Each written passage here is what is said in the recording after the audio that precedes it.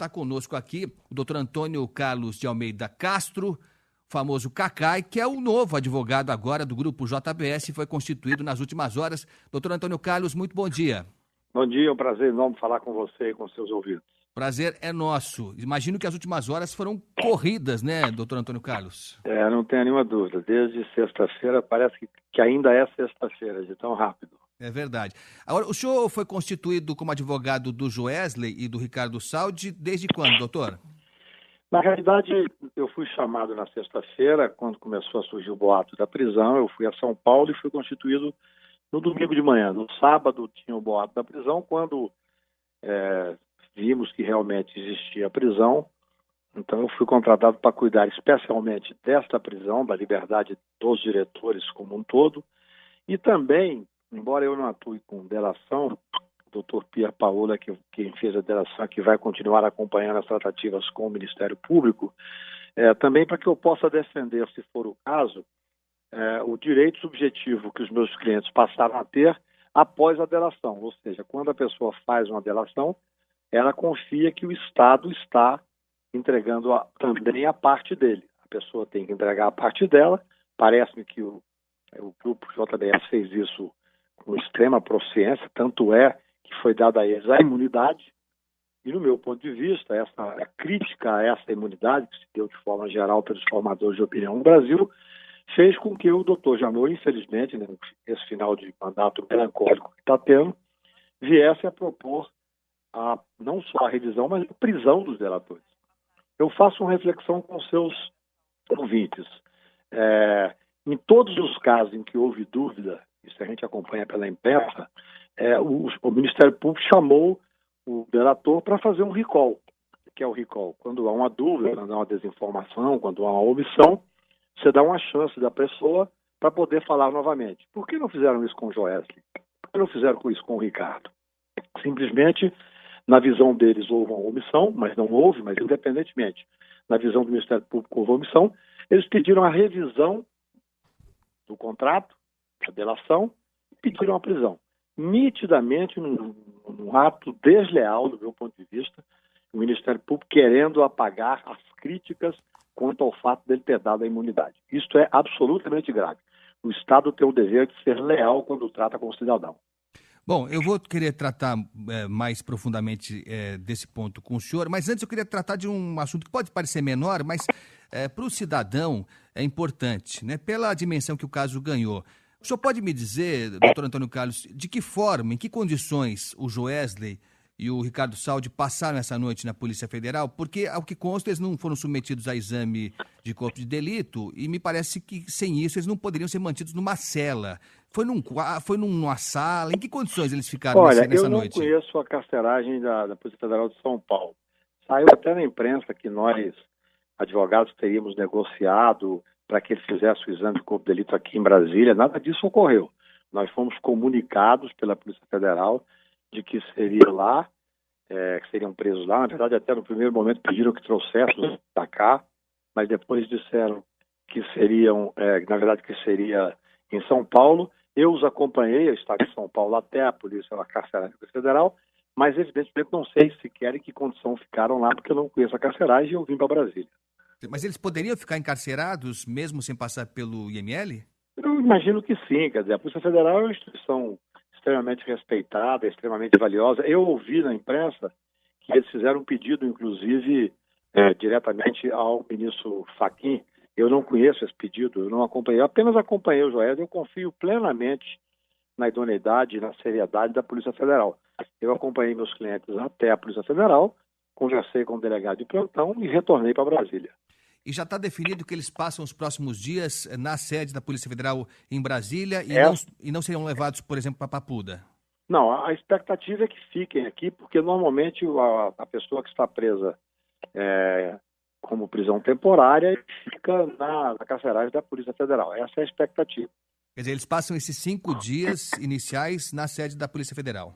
Essa é a expectativa, até sexta-feira, às 2h da tarde. Tá. E essa prisão temporária pode ser prorrogada?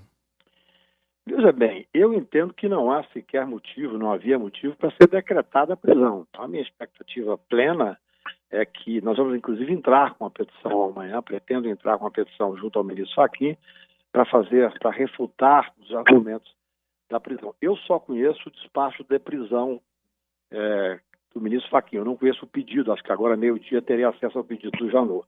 Eu pretendo enfrentar ponto a ponto para mostrar a desnecessidade. O ministro Fachin deixou claro no seu despacho de prisão temporária que após terminar os 5 dias eles deveriam ser colocados em liberdade. É óbvio que eu espero, durante esse período, produzir todas as informações, absolutamente tudo que for necessário para provar que não há nenhuma novidade, que não há nenhuma surpresa que justificaria uma prorrogação.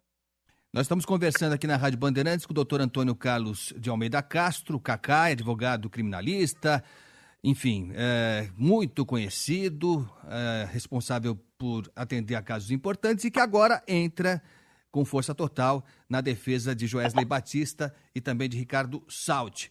Doutor Antônio Carlos, o senhor falou que, enfim, não concorda, e é natural que não concorde mesmo, com essa ideia de que os seus clientes esconderam fatos da justiça, o que foi a motivação para o pedido de prisão e a decretação da prisão. Mas naquela conversa, maluca, aquela gravação doida, aliás, o senhor conseguiu entender como é que eles conseguiram se gravar e mandar esse material para a Procuradoria, doutor? Olha, o que eu soube é que eles tinham gravado naquela mesma fita um senador da República e se comprometeram com o Ministério Público de entregar essa fita. Pelo que consta, esqueceram que ainda estava continuando gravando, saíram para beber, uma conversa entre amigos, e depois resolveram entregar a fita porque julgaram que ali não havia crime nenhum. Realmente era uma conversa, como se diz em Minas Gerais, de bêbado para delegado. Agora, qual a importância jurídica dessa conversa? Qual o valor jurídico dessa conversa? Nenhum. Até porque, é importante ressaltar isso, quando eles estavam conversando sobre banalidades. O doutor Rodrigo Janot, ao anunciar o pedido de revisão, disse que a conversa tratava de coisas gravíssimas, de crime, inclusive de ministro supremo. Eu sou expectativa no país horrível. A conversa não tem absolutamente nada contra nenhum ministro supremo. E é importante, para a reflexão dos seus ouvintes, que aquela conversa foi feita quase 20 dias antes da delação. Como é que pode usar uma conversa anterior sobre o nada jurídico para tentar inviabilizar a delação? Aquela conversa ainda não estavam fazendo a delação, é anterior. E o que tem ali é opinião de bar, muitas vezes de forma jocosa, colocada de forma, eu diria, indevida. Mas indevida, meu amigo, para passar na televisão e para sair nos jornais. Não é indevida numa conversa de bar entre amigos. Mas ali eles dizem, doutor, entre outras coisas, que se aparecer isso aqui, se a gente divulgar isso aqui, quer dizer, dando a entender que tem mais coisas que eles não contaram. Por exemplo, o trecho que eles citam o Ciro Nogueira, né?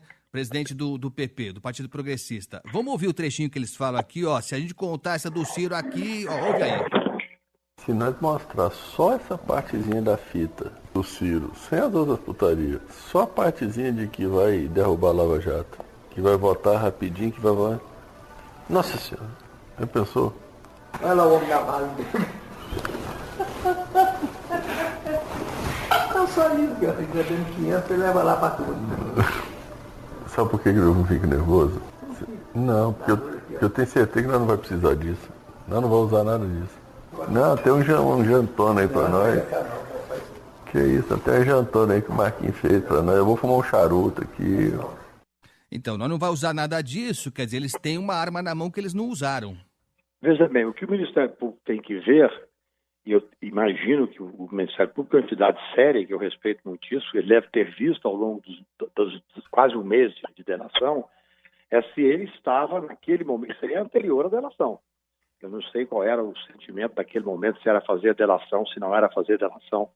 O que interessa é que após o momento em que você se compromete a fazer a delação, o delator tem a obrigação de entregar tudo que sabe. O Ministério Público é o fiel dessa balança. Ele é que acompanha. Se ele acompanhou com a competência que tem, com a experiência que tem, a delação no Brasil hoje virou uma panaceia. Eu sou um crítico ferrenho da forma com que enfrento a delação. Embora seja um defensor do Instituto, da necessidade do Instituto no enfrentamento do crime organizado, eu acho que banalizar a delação, no caso específico, inclusive, só reforça a minha opinião. Agora, dias depois, talvez 20 dias depois, eles resolveram fazer a delação.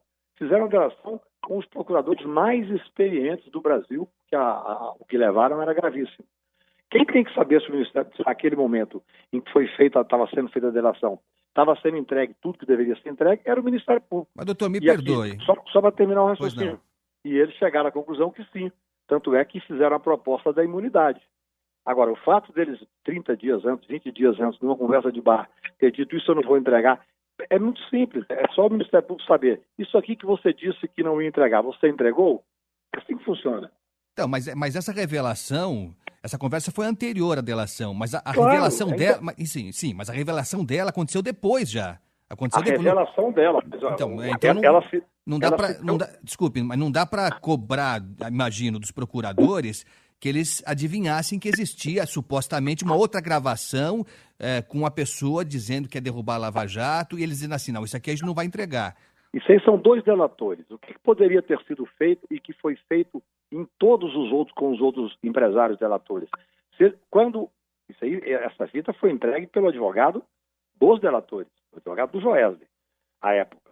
Por que eles não pegaram a fita e falaram, olha, aqui há algo que eu preciso esclarecer. Isso chama-se recall, que eles usaram em todas as demais delações. Aqui há algo que eu preciso esclarecer. Você está dizendo aqui que tem um documento que talvez você não entregue. Você entregou esse documento? Aí ele ia dizer, entreguei o documento X. Não entreguei, vou entregar amanhã. É assim que se dá. Mas ali já não estava vencendo o prazo, doutor, para a entrega de todos os Não, documentos? tinha 60 dias de prazo ainda. Dessa última gravação, que eles falaram que estavam bêbados, não foi o prazo derradeiro ali? Não, essa gravação se deu 20 dias antes. Não, eu sei, doutor. Não, mas ela foi entregue depois, bem depois, né? Não, mas ela foi entregue ainda no curso do prazo para que eles pudessem entregar documentos. E eu te digo mais, nas demais delações, quando havia recall, não tinha prazo nenhum. Já tinha acabado a delação, em vários casos, eu não vou citar aqui, mas em vários empresários brasileiros, não existia prazo nenhum, e, no entanto, eles foram lá e falaram, olha, eu descobri na delação de B que você omitiu tal coisa. Aí fazia o recall. No caso deles, até eu agradeço a sua pergunta, porque ela me ajuda, o raciocínio, no caso deles, eles ainda estavam no curso pleno do direito de entregar documentos, que ainda tinha mais 60 dias. E mais, na quinta-feira, quando ele foi chamado para depor sobre alguns documentos, a procuradora pede a ele para entregar uma determinada fita. Ele disse, eu tenho uma fita e vou entregar. Fez um compromisso de entrega dessa fita. No entanto, enquanto ele conversava com a procuradora, com lealdade, como deve ser nessas tratativas, naquele mesmo momento estava sendo urdida e sendo preparado o pedido de prisão dele. Esse aqui é o problema. Doutor Antônio Carlos, a Polícia Federal hoje fez uma operação em várias... na casa do Joesley, na casa do pai do Joesley, nos escritórios, enfim. O senhor tem certeza, o senhor está tranquilo, o senhor garante que não vão encontrar nada de novo? Olha, veja bem, eu não posso garantir, eu sou advogado, tá certo? Eu conversei com os meus clientes, a partir do momento em que foi feita a prisão, essa busca e apreensão era absolutamente esperada e óbvia, todo mundo sabia que ela viria, essa é a consequência normal. O que eles me disseram é que eles falaram, por exemplo, sobre o Miller, absolutamente tudo o que sabiam. Resta o Ministério Público analisar se existe alguma ilegalidade ou não. Eu não posso garantir nada porque eu sou advogado e cliente. Os clientes disseram que falaram a verdade, que não omitiram nada. Então, sob esse aspecto, eu estou tranquilo quanto às buscas e apreensões. Doutor Antônio Carlos, o senhor, sabidamente, não é muito adepto da delação, né? Não, eu sou um defensor do Instituto da Delação, mas acho que a Lava Jato explodiu o Instituto. Eu acho que os abusos e os excessos da Lava Jato fizeram com que o Instituto fosse banalizado. A quantidade de delação, se tem ações em Curitiba que tem 13 réus com 11 delatores. Esse não é o objetivo da delação. Eu sou um crítico e acho que esse episódio, veja bem, eu entrei para cuidar da questão da prisão e da liberdade e também para cuidar dos direitos subjetivos que foram criados após a delação. Eu acho que você tem um instituto, o fato de você ser crítico a ele, os direitos que advêm dele são direitos constitucionais que têm que ser preservados. Eu acho que essa delação específica dos meus clientes só favorece as críticas que eu faço, inclusive a tentativa de revisão, do meu ponto de vista, de uma forma desleal por parte do Ministério Público. Bom, a decisão, o despacho do ministro Fachin suspendeu temporariamente né, a delação e, lógico, os benefícios também do Joesley e do Ricardo Saldi. Se isso for mantido, sair de temporário para definitivo, se eles perderem esse direito definitivamente, a delação, enfim, deixar de existir, eu fico imaginando que não haverá mais nenhum interesse dos seus clientes em passarem possíveis informações que não passaram ainda, porque a partir daí eles não ganham nada com isso e só se envolvem em novos crimes. Estou correto? Quer dizer, a chance deles revelarem algo novo, se a delação for suspensa, é zero. É isso que eu chamo de deslealdade. Você imagina o seguinte, no Brasil a pessoa não é obrigada a se autoincriminar. Ela faz a defesa técnica do processo, que é o que eu faço no meu dia a dia na advocacia, só faço isso. De repente você tem uma pessoa que se dispõe a delatar, que entrega tudo que diz ter, que entrega várias pessoas importantes. Através dessa delação tem um processo contra o presidente da República, que entrega uma série de documentos, de contas, bastante documentos. A partir daí, você faz uma delação. Depois eles retiram essa delação por causa da dúvida se foi ou não omitido uma determinada informação. Como é que esse cidadão vai fazer a defesa, sendo que ele acabou de apresentar uma série de provas contra ele mesmo? Essa é a deslealdade que eu digo, entendeu? Então, assim, eu, como advogado criminal, se a delação cair, haverá um processo e eu vou advogar normalmente como faço no meu dia a dia, tentando conseguir uma defesa técnica para os clientes. Se a delação persistir, evidentemente, os benefícios terão que persistir. Eu não vou lidar dessa tratativa da delação. Quem está lidando com o Ministério Público é o doutor Pierre, que desde o início trabalha com isso, que é um grande professor da USP e um advogado por quem eu tenho profunda admiração. Aliás, a conversa do doutor Pierre com o Rodrigo Janot foi para lá de esquisita, hein, doutor? Você não achou, não? Aquela conversinha no bar lá? Para ser sincero, eu acho isso fruto desse momento punitivo que nós estamos vivendo. Mas é estranho. Coincidência tem limite, hein, doutor? Não tem, não? Veja só, você olha para a foto tem um fator interessante. A foto você vê que só tem um copo de cerveja na mesa, alguém não estava bebendo. É uma característica de quem provavelmente passou, viu alguém sentado e sentou para conversar. É isso que pode acontecer. Eu não vejo nenhum tipo de anormalidade. É porque vivemos um momento punitivo. Eu hoje, se entrar num restaurante, tiver lá doutor Janot, a quem estou fazendo severas críticas neste momento, mas porque eu tenho um profundo respeito pessoal, evidentemente eu posso sentar para cumprimentá-lo, não vejo nada disso. Agora, vivemos um momento punitivo, onde tudo é visto de forma enviesada. Eu, sinceramente, não vi absolutamente nenhum problema com essa foto. E o senhor acha que... Bom, estamos falando de exposição, que agora aqui virou uma conversa de bar. Nós dois estamos no bar aqui. O senhor acha que eles ficaram 20 minutos lá e não tocaram no assunto, nesse assunto? Eu acredito que no que o Pierre falou e no que o doutor Janot falou. Você imagina o seguinte, o Procurador-Geral da República solta uma nota dizendo que não tratar de assuntos que não banalidades. Por que eu seria... Eu não tenho essa visão punitiva. Eu não tenho uma visão de procurador. Talvez o procurador pensasse diferente, a Polícia Federal. Eu tenho a visão da liberdade, da defesa. Eu acredito nas pessoas.